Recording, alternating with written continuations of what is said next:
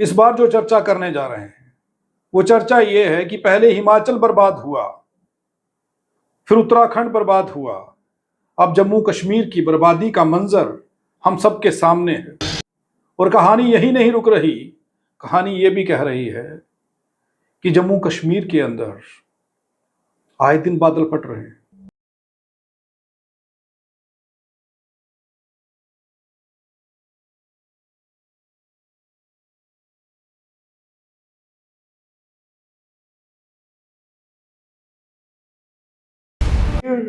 रोज एक मैसेज आता है, आप सबके फोन पर भी वो मैसेज आ रहा होगा कि कल स्कूल बंद रहेंगे। उसके पिछले दिन ये कहा गया कि स्कूल बंद रहेंगे क्योंकि बादल फटने की आशंका है।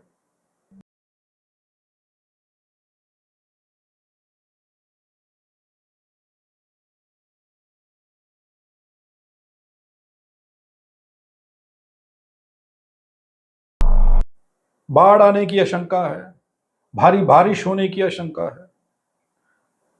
तो पब्लिक की सेफ्टी के लिए सरकार की क्या जिम्मेदारियां हैं और सरकार ने क्या अपनी जिम्मेदारियों को बखूबी निभाया या नहीं, इस सब पर चर्चा करने के लिए आज के हमारे इस प्रोग्राम में वरिष्ठ पत्रकार सुधीर कुमार फिर से जुड़ चुके हैं। बहुत बहुत स्वागत है सर। नमस्कार जी।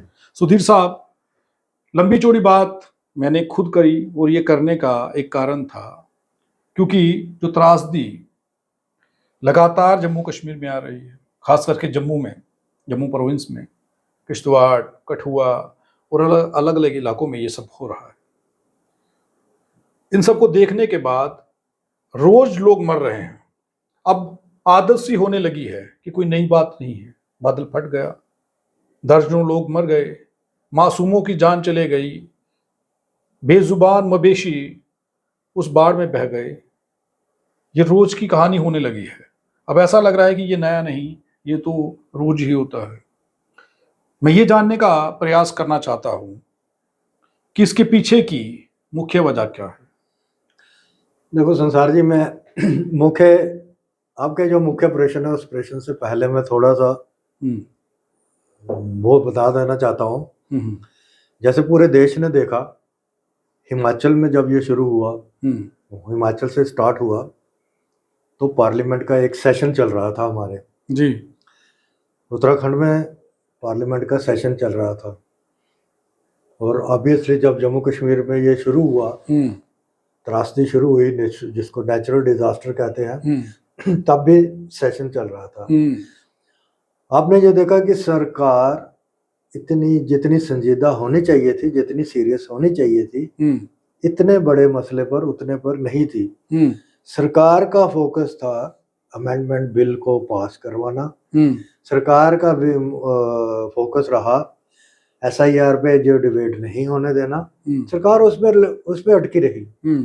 इस पे एक जो चिंतन मंथन या इस पे जो अपोजिशंस के साथ बैठ के एक स्ट्रेटजी, साइंटिस्ट उनके साथ बैठ के कोई ये तैयार करना कि ये होगा कैसे रहा है, इसको मिनिमाइज कैसे कर सकते हैं, वो वाला कोई इशू नहीं हुआ। क्योंकि जो जनता को चाहिए था कि जनता को बचाने के लिए गया था, सरकार ने उसके ऊपर कोई काम नहीं किया। दूसरा, जो आपने ये कहा कि ये जो नेचुरल डिजास्टर है, इसको हम मिनिमाइज कर सकते थे। क्या ये वाकई में नेचुरल डिजास्टर है साहब?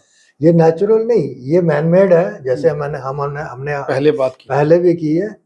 अब इसको एक शक्ल दे दी है, किसी को शक्ल तो देनी है ना किसी को। अब नेचुरल डिजास्टर की इसको शक्ल दे दी गई है, लेकिन इसको हम रोक सकते थे, इसको हम मिनिमाइज कर सकते थे। ये नहीं था कि जितनी बड़े पैमाने पर ये डिजास्टर हुआ है, त्रासदी हुई है, इसको हम रोक सकते थे, मिनिमाइज कर सकते थे। रोकना थोड़ा मुश्किल काम है, लेकिन कुदरत के आगे कोई किसी की चलती नहीं है। इसको हम मिनिमाइज कर सकते थे। वो काम हमने किया नहीं। हमारा ध्यान जो था इस तरफ, जो नेचुरल, अपने जो होती नेचुरल ब्यूटी, पहाड़, ग्लेशियर, ये चीजों को बचाने के लिए हमने कुछ नहीं किया।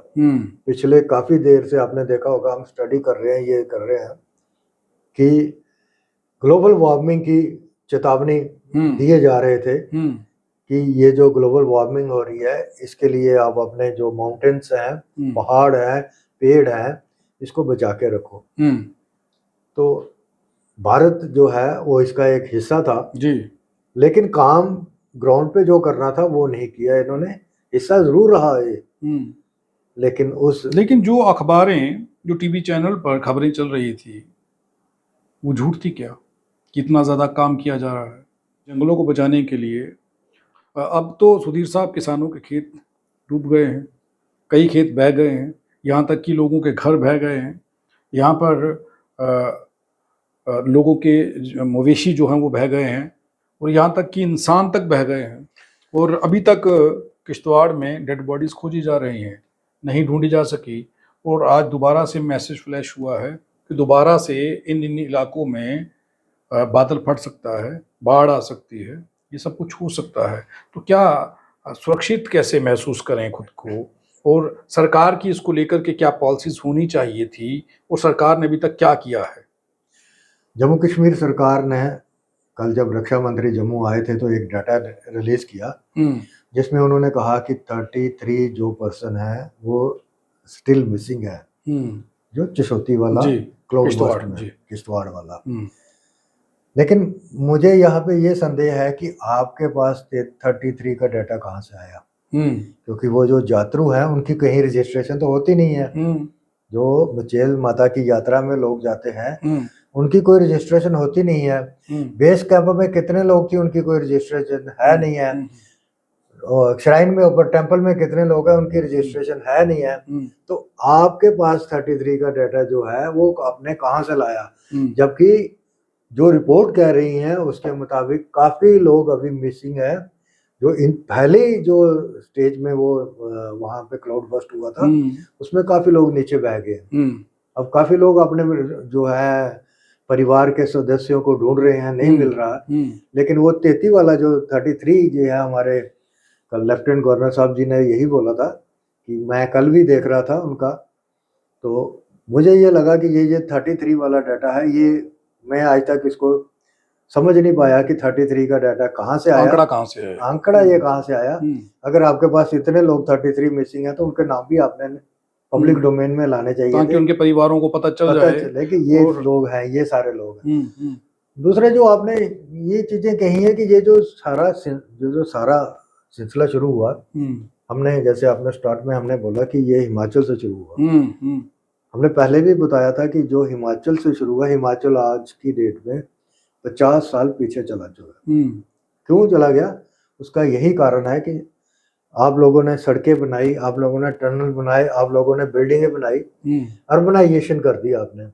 अर्बनाइजेशन हिमालयंस में हुई जिसकी वजह से वो सारा इन्वायरमेंट है वो फ्रेंडली नहीं रहा, नेचर के फ्रेंडली नहीं रहा। आपने उसके साथ गुस्ताखी की। जब आप गुस्ताखी करते रहे नेचर आपको सहन करता रहा। अब नेचर आपके साथ गुस्ताखी कर रहा है, हमारे साथ गुस्ताखी कर रहा है, अब हमें भी सहन करना पड़ रहा है।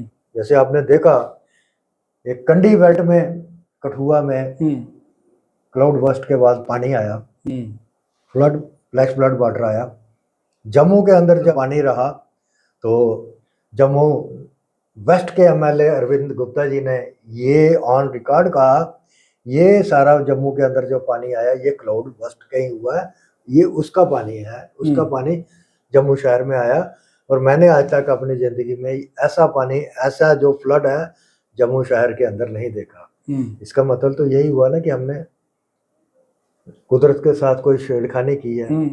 उस छेड़खानी का नतीजा तो हमें भुगतना पड़ेगा, क्योंकि ये पॉलिसी सरकारों की होती है, राज्य सरकार और केंद्र सरकारों की पॉलिसी होती है लोगों को कहने के लिए कि जंगलात जो है उसको प्रिजर्व करके रखो, बचा के रखो। ये जिम्मेवारी उनकी है। एक स्ट्रिंजेंट जिसको सख्त कानून होते हैं वो होने चाहिए। पेड़ काटने के लिए जो पहले हुआ करते थे, जब हमारे स्टेट में होता था, आपने देखा होगा कि श्रीनगर के अंदर चिनार का वृक्ष काटना भी होता था, परमिशन नहीं मिलती। आज इन्होंने वहीं चिनार के वृक्ष काट दिए, इन्होंने चीड़ के वृक्ष काट दिए इन्होंने। जो आप जैसे आप रामबन की साइड के ऊपर चले जाओगे वहां काट दिए, पूरे जंगल काट दिए। काजीकुंड से लेके आपने श्रीनगर तक देखा, पूरा का पूरा जो है फॉरेस्ट डिस्ट्रॉय कर दिया है इन्होंने। लखनपुर से आप जैसे आप सांबा की तरफ आओ, पूरा फॉरेस्ट डिस्ट्रॉय कर दिया। मतलब आप बनाओ, रोड बनाओ, रोड जो एक्सप्रेस जो वे बनाओ, हाईवे वे बनाओ, वो कुदरत जो होता है नेचर फ्रेंडली होना चाहिए, ना कि नेचर के अगेंस्ट होना। आप चंडीगढ़ चले जाइए साहब, चंडीगढ़ के अंदर सड़क के बीच में जो अंग्रेजों ने डिजाइन किया है ओल्ड चंडीगढ़, उसके अंदर जब आप जाएंगे तो हर सड़क के बीच में कई वृक्ष हैं, बड़े बड़े वृक्ष हैं। उन्हें नहीं काटा गया, सड़क को घुमा दिया गया, लेकिन पेड़ नहीं काटा गया। ये अंग्रेजों के ज़माने की बात है। लेकिन यहाँ पर तो पिछले इंटरव्यू में आपने कहा कि 1 करोड़ पेड़ काट दिए गए ये एक्सप्रेस वे बनाने के लिए। तो ये सब फिर होना था ना, ये जो हो रहा है। देखो इसमें मैंने जैसे इसका ये है कि ये पेड़ काटना सबसे बड़ी गंभीर इशू है, जिसपे सरकार को संज्ञान सरकार को लेना चाहिए।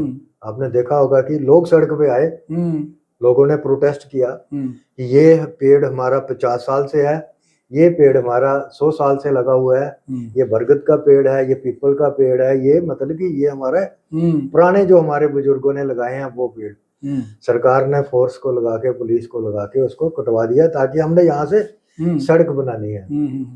एक मैं बड़े एग्जांपल दूंगा, पंजाब के एक बड़े मशहूर मंत्री हैं, वो पिछली जो सरकार रही है कांग्रेस की सरकार, बीजेपी और ये अकाली दल की, उसमें वो बड़े मंत्री रहे हैं।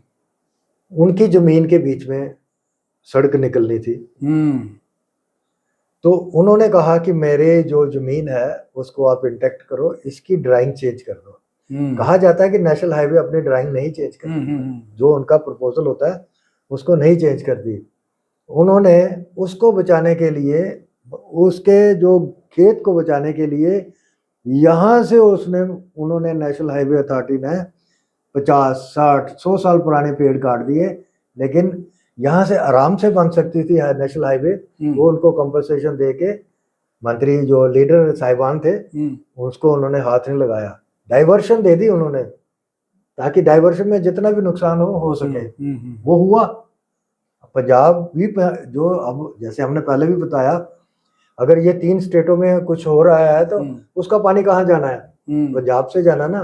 लेकिन सुधीर साहब, जो आप पंजाब की बात कह रहे हैं कि किसी मंत्री की जमीन को बचाने के लिए ड्राइंग बदल दी गई, जम्मू में भी कुछ ऐसा हुआ है क्या? कहीं कहीं कुछ लगता है, जब आप निकले हैं तो ध्यान मारें तो कुछ लगता है कि ये बदल दिए गई हैं चीजें, हुआ है क्या कुछ ऐसा? काफी जगह पे हुआ है, काफी चीजें हुई हैं, काफी जगह पे हुआ है, जिसकी वजह से जो रिंग रोड अभी हमारा यहाँ पे बना हुआ है, रिंग रोड की भी इन्होंने जो ड्राइंग थी, जो रिंग रोड का असली रिंग रोड है वहां से हटा के, जो लीडर साहिबान है, रूलिंग पार्टी के लीडर हैं, वो जो दूसरे हैं उनकी जमीनों बचा के, जो छोटे लोग हैं, यानी जिसको हम बोलते हैं छोटा किसान, उनकी जिनकी 2 कनाल जमीन है, 4 कनाल जमीन है, उनकी जमीनों के अंदर से इन्होंने हाईवे निकाल दिया, एक्सप्रेस वे निकाला और रिंग रोड से निकाली है, ताकि आराम से उनकी जो फोर्स लगा के, पुलिस लगा के, पटवारी, रेवेन्यू वाले ऑफिसर लेके कब्जा आराम से ले लें। कई लोग तो आज भी मुआवजे का वेट कर रहे हैं, मुआवजा ही नहीं मिला। मुआवजा उनका कुछ भी नहीं था, 35-40 हज़ार रुपया मुआवजा इन्होंने रखा था खाली, वो तो नॉमिनल है। किसान की जो जमीन होती है उसकी माँ होती है, उसको वो माँ की तरह पूछते हैं। सरकार ने उसको ये कहा कि हम यहाँ पे डेवलपमेंट कर रहे हैं। ये कौन सी डेवलपमेंट है? मेरी मर्जी नहीं है जमीन देने की, आप मेरी जमीन के अंदर से अगर निकाल रहे हो, पहले मेरी कंसेंट लेनी है ना। ये कानून है, हमारा कॉन्स्टिट्यूशन हमें बताता है, ये हमारी कंसेंट लेनी है कि मेरी जमीन के अंदर आपने ये बनाना है। तो मैं नहीं देता तो आपको उसके ऊपर सोचना है। ड्राइंग जब आपने डीपीआर बनते हैं, सबसे बड़ा ब्लंडर इन्होंने ये किया, सर मैं ये मुंह पे बोलूंगा, मैं इसमें कोई हेजिटेट नहीं करूंगा, सबसे बड़ा संसार जी ये ब्लंडर हुआ जिसकी वजह से आज जम्मू कश्मीर पूरे देश भर में कटा हुआ है, जिसको कोई भी अगर कहीं मीडिया या कोई हाउस सिवाय हमारे कोई नहीं चलाएगा, ना चला सकता है, कि आज पिछले कल से आज तक Jammu Kashmir rest of India से ट्रेन से और इसे बस सर्विस जैसे रोड से कटा हुआ है। वहां से ना गाड़ी पंजाब से यहाँ आ रही है, ना यहाँ से वहां जा रही है। उसका भी तो ये एक रीजन है ना, कि जो हमारे 2 पुल थे क्या नाम इसका, ब्रिज जो डैमेज हुए थे, एक ब्रिज को डैमेज हो चुका है, ठीक है, उसकी दूसरा डैमेज हो गया। अब उसके साइड बाय साइड एक और ब्रिज है जो रेलवे का है, जिसकी वजह से रेलवे भी रुक गई, ये सारे रूट बंद हो गए। मतलब आपने पिछले 24 घंटे से जम्मू कश्मीर को रेस्ट ऑफ इंडिया से डिस्कनेक्ट कर दिया। आप कह रहे हैं कि ये जो अल्टरनेटिव रूट दे रहे हैं, डीसी कठुआ कह रहा है अल्टरनेटिव रूट हम दे रहे हैं। अरे भाई, वहां से अल्टरनेटिव रूट कौन सा है? यहाँ पे अल्टरनेटिव रूट है, वहां तो पानी है। जहाँ पे आप अल्टरनेटिव रूट दे रहे हो, वो आना तो उसी जो नाला है, खड है, उसी खड से ही आना ना, हवा में उड़ के थोड़ा आना आपने। अल्टरनेटिव रूट तो वही है ना, उसी को क्रॉस करना। वो कैसे क्रॉस होगा?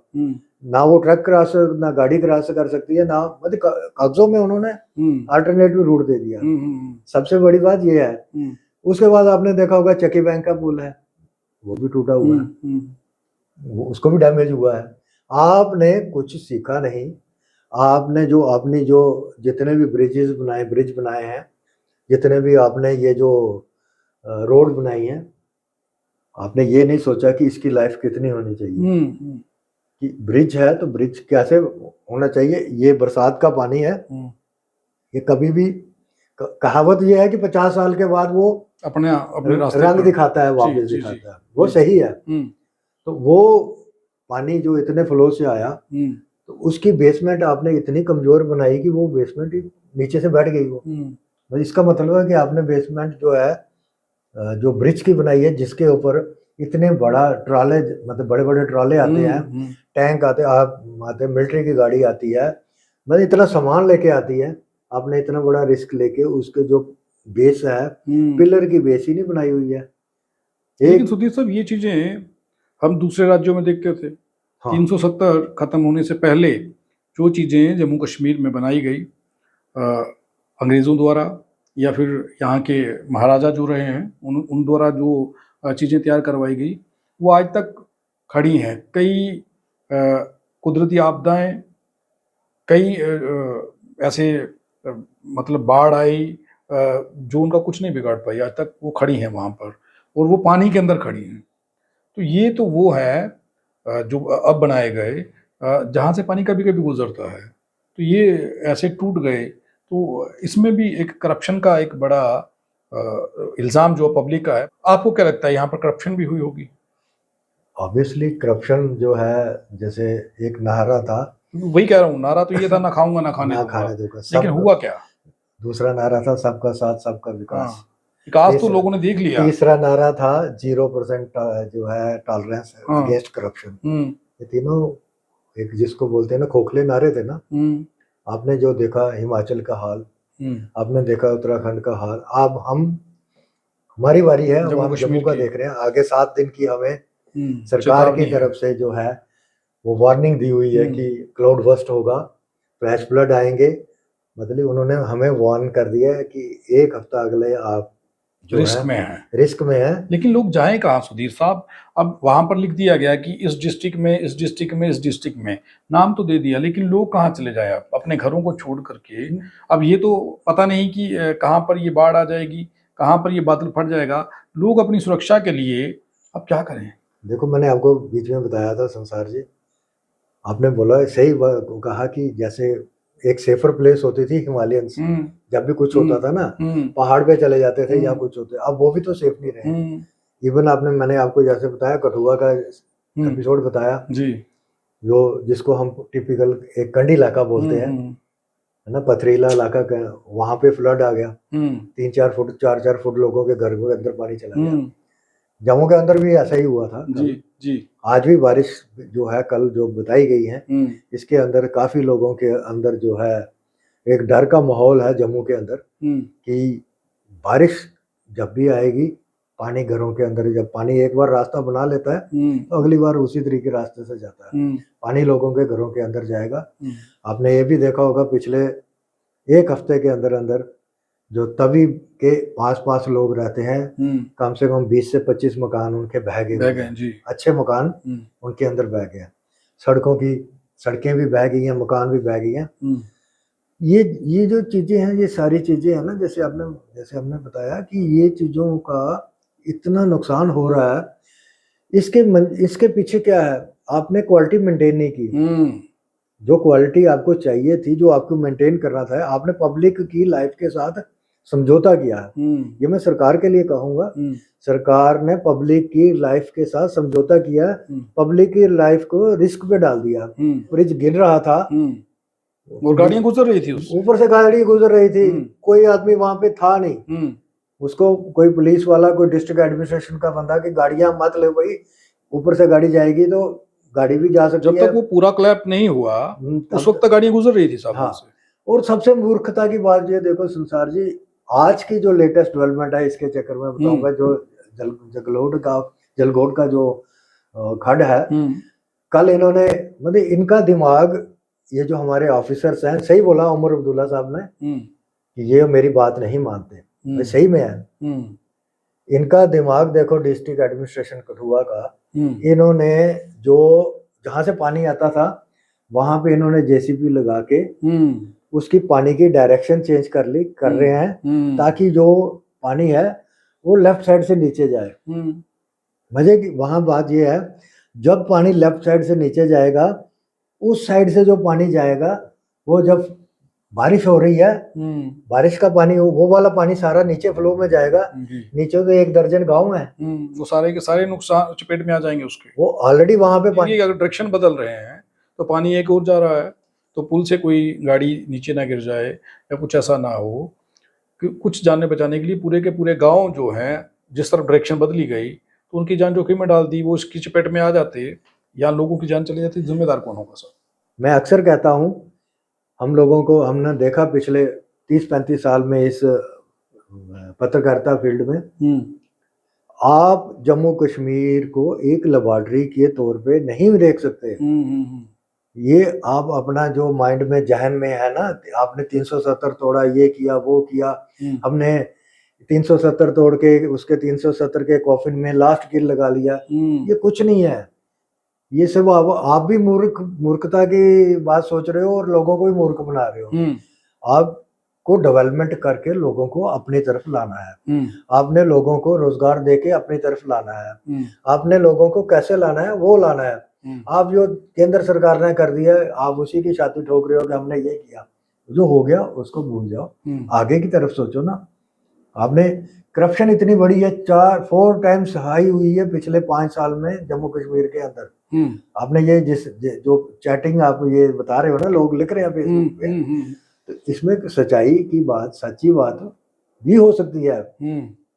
ये करप्शन बड़ी है, ठेकेदार भी चलाता है कि इतनी करप्शन बड़ी है कि हम, और ठेकेदार ये बाहर से लाते हैं, जम्मू के नहीं।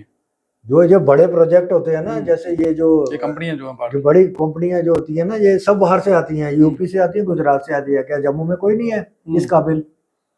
बहुत चीजें, जैसे आपने लोगों क्या नाम इसको, जो MLA डोडा है, महराज मलिक के बारे में बोलते हैं, लेकिन उसने एक बात तो बड़ी सही कही है ना, कि जम्मू के अंदर जितने भी जो वाइस चांसलर है, उनके VC बाहर से है, कि जम्मू में कोई काबिल आदमी नहीं है, कि जम्मू में कोई काबिल ठेकेदार नहीं है कि ये जो काम कर सकता है।